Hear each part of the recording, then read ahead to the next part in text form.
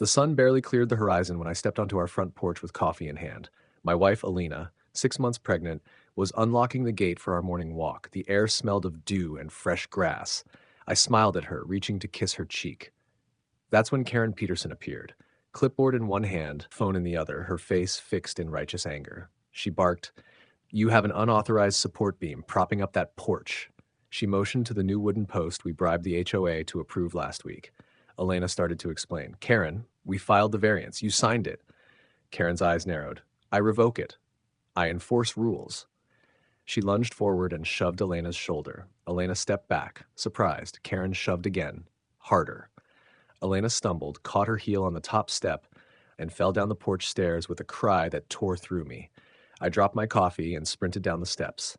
Elena lay at the bottom, one hand on her belly, face pale and wet with tears. She whimpered, "It hurts. Baby." Anger and fear ignited inside me. I cradled her head and felt her forehead. She winced and reached for her arm, which bent oddly. I wrapped her in my jacket and shouted, "Help! Help! Call 911." Neighbors came running. Mrs. Ortiz hovered with her phone. Mr. Chen fetched a blanket. Karen backed away, blinking, the clipboard slipping from her grasp. Her mouth opened and closed. No words came.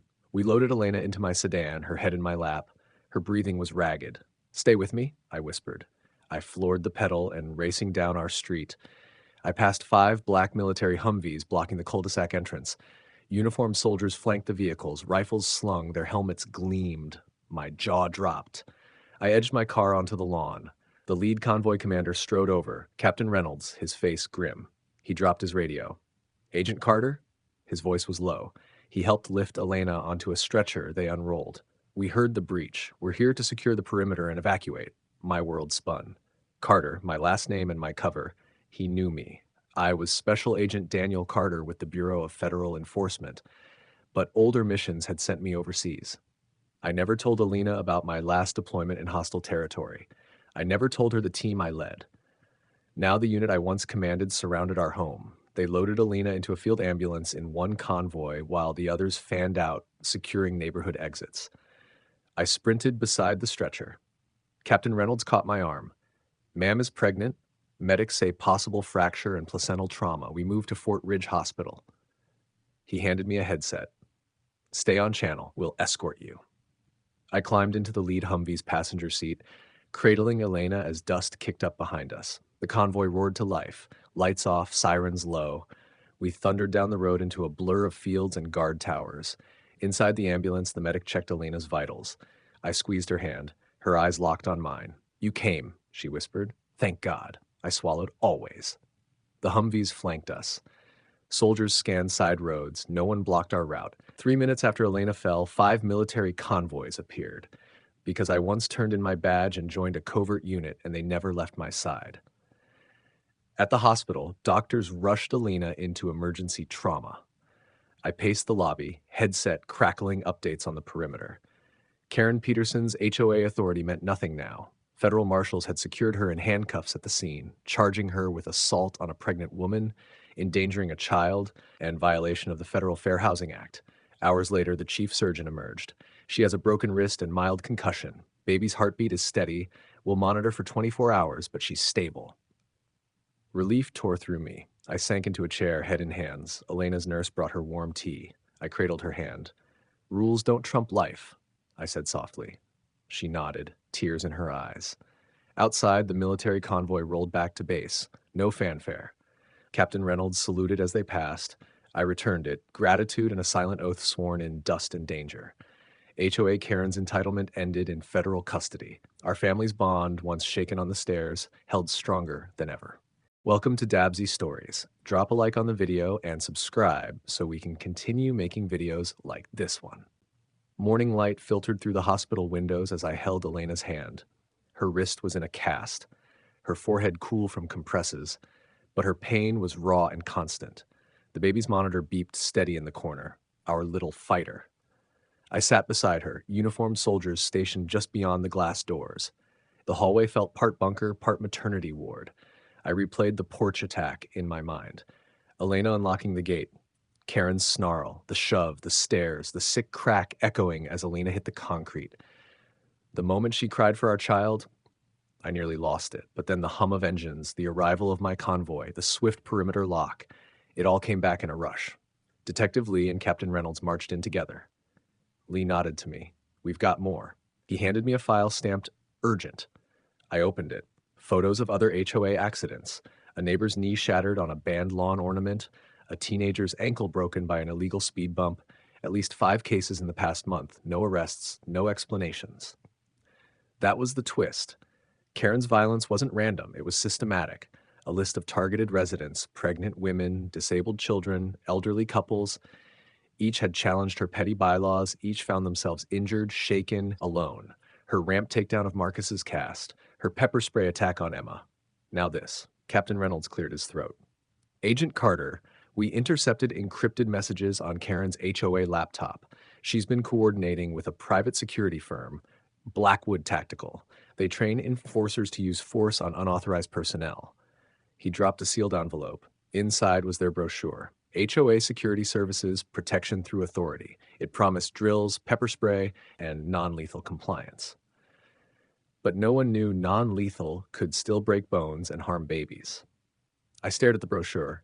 She hired them to intimidate opposition, I said. My wife wasn't the only target. Reynolds' jaw tightened. We have records of 5 convoys nationwide, similar attacks in at least 3 states. You were spotted in our database. Your cover must have tipped her off. He met my eyes. She learned you might expose her and struck before you could act. My blood ran cold. She lit the fuse. I'd been tracking Blackwood's money laundering through HOA fees. Never suspected their muscle would show up at my own door. Lee added, we've charged her with conspiracy, assault on a pregnant woman, endangering a child, racketeering, and aiding an unlicensed security force. Blackwood's CEO is under subpoena. We'll roll up the entire ring. I exhaled, relief mixing with fury. Systemic abuse. Legal loopholes exploited by corner office crooks. But Elena needed care. Surgeons would monitor her and the baby for 24 hours. Reynolds turned to me. Your convoy is en route back. We'll maintain a no-fly zone and patrol the neighborhood for 48 hours. No more surprises. He nodded at the glass wall. And we'll escort any HOA board members for questioning. Lee added, media's on standby. We'll announce arrests this afternoon. Public will know how deep this goes. I sank next to Elena. She squeezed my hand.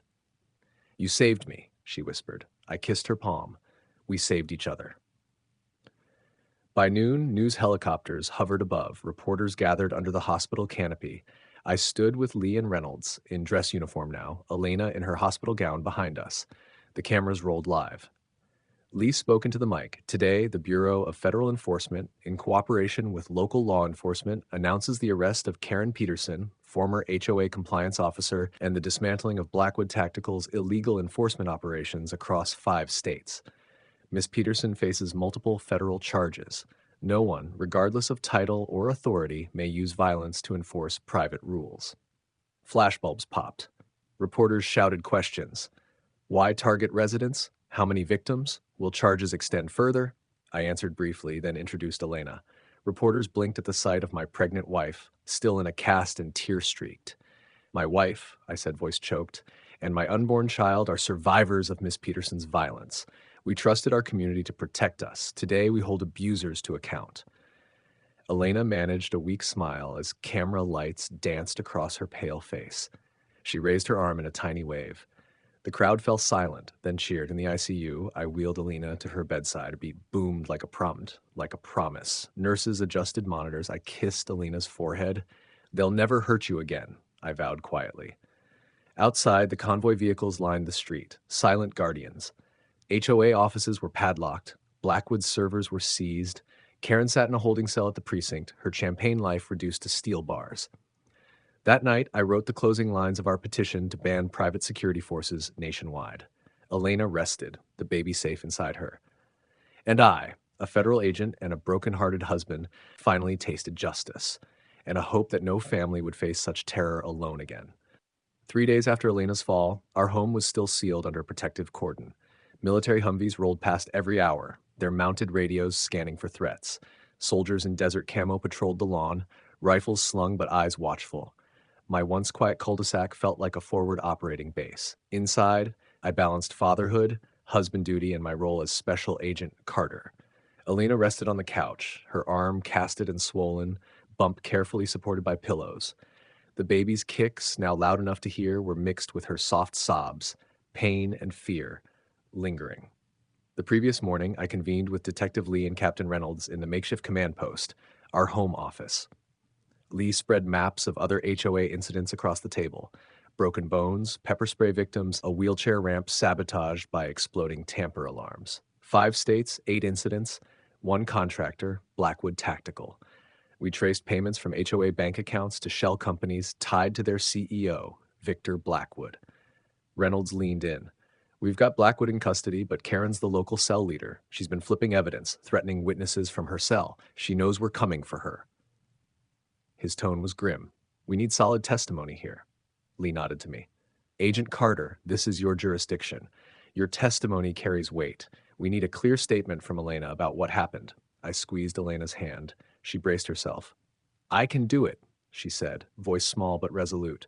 3 times I told her we had the variance. She shoved me anyway. Lee jotted notes. We'll get you on video in the safe room. Keep it short, just the shove, the fall, how it felt. He handed Elena a legal release. This makes it official. Later, I wheeled Elena into the room. A camera tracked her every move. She recounted the attack. She screamed about support beams, grabbed me, shoved me. I felt my foot twist, then I was sliding down, crashing on my back. She paused, tears brimming. I thought the baby was gone. Silence. The camera clicked off. Elena sank into my arms. Thank you, I whispered. She nodded, exhausted. That afternoon, the convoy escorted Karen from county jail to the federal detention center. I watched from the driveway as a black SUV flanked by bodyguards rolled up. 2 MPs stepped out, cuffed her wrists, and ushered her inside. Her eyes met mine. Rage, fear, then a hint of regret. She mouthed, I'm sorry, before the door clanged shut. Inside, Blackwood's trial kicked off with a pretrial hearing. Evidence chambers overflowed with HOA records, shell company logos, and chemical spray receipts. The judge set a multi-count indictment. Assault on a pregnant woman, child endangerment, fraud, racketeering, and conspiracy. That night, I tucked Elena into bed. The house was silent, save for her soft breathing and the baby's fluttering kicks. Outside, soldiers patrolled in circles. I checked the perimeter cameras. No threats. No Karen in sight. I returned to my desk and drafted legislation with state representatives.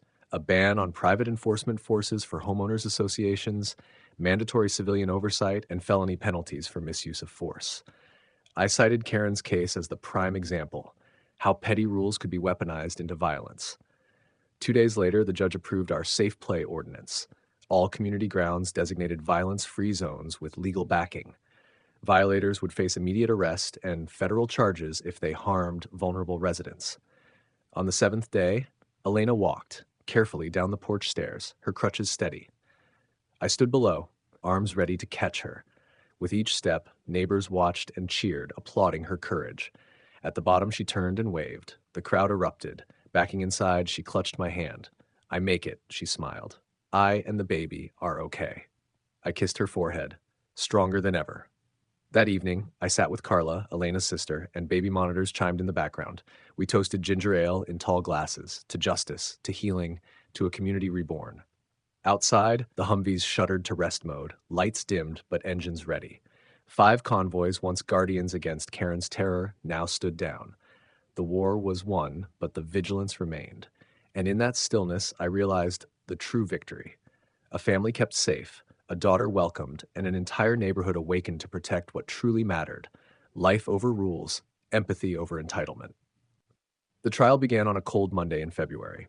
Snow dusted the courthouse steps as I led Elena up in her wheelchair, cast gleaming white against her dark coat. Our unborn child's kicks had grown stronger, almost defiant, reminding us why we'd come. Inside, seats overflowed, neighbors, reporters, and even families from other states hit by Blackwood's security squads. The judge called the court to order and read the charges: assault on a pregnant woman, child endangerment, conspiracy, racketeering, and fraud under the RICO Act. Karen Peterson stood at the defense table, wrists shackled, her posture rigid with panic. First, Detective Lee took the stand. He recounted Blackwood's overnight raid on our home, the encrypted files on HOA servers, and the chain of command tracing all enforcement actions back to Karen. He displayed the dining room security footage in high definition: Karen's shove, Elena's stumble, the sickening thud as she tumbled down the stairs. Gasps echoed. The judge's gavel tapped for order. Next, I testified. Badge visible now on my belt, I spoke in measured tones. I'm Special Agent Daniel Carter. My wife and unborn daughter were targeted by Karen's entitlement. She used petty bylaws to justify violence. All the while, she laundered HOA dues into Blackwood's coffers. I showed the court the HOA bank statements, hundreds of thousands in fraudulent fees, and Victor Blackwood's contract offering force multiplier training for compliance officers. The judge studied each page. Then, Elena, pale-faced but determined, wheeled herself forward. Her voice was steady. I trusted my community, she said. I believed HOA rules would protect, not harm. Karen's shove left me bleeding, terrified for my baby. I thought she'd never feel another kick. Tears glistened on her cheeks. But she's the one who's broken. A wave of hushed sympathy passed through the gallery. The defense tried a last-ditch plea. Karen acted under stress. She misinterpreted the rules. But Lee's forensic accountant shattered that. Her bonus structure paid her per-rule violation enforcement. She was rewarded for issuing citations and for any confrontation that led to fines. He pointed to payout charts.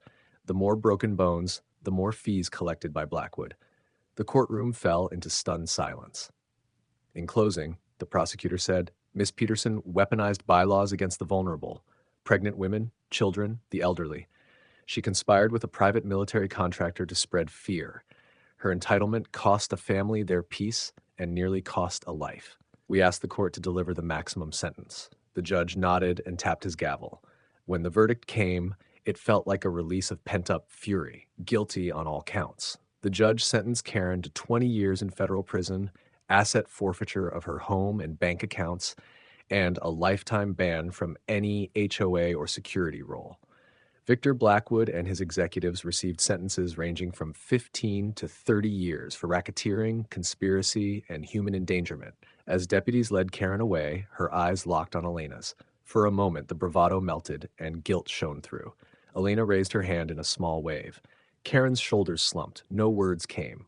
Outside, reporters swarmed us. Neighbors offered hugs and whispered thanks.